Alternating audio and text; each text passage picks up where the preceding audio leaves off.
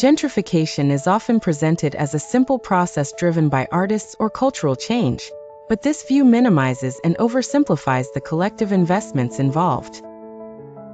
In reality, gentrification is shaped by the interaction of real estate investors, consumption culture, artists, community gardeners, and partnerships between private and public sectors. Over time, it has produced increasing homogenization of urban space, as local diversity is replaced by standardized aesthetics and lifestyles. Culture itself becomes something that is produced and marketed, turning gentrification into an aesthetic category closely tied to economics and power. The emphasis on neighborhood distinctiveness, once celebrated by urban thinkers such as Jane Jacobs, has increasingly been appropriated by economic elites as a strategy to raise real estate values, often displacing the very neighborhood characters Jacobs idealized.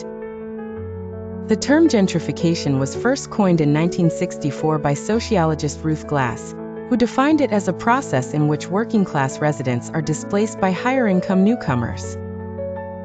This typically involves the renovation of housing stock by more affluent residents, followed by rising property values and rent increases that force lower-income residents to leave.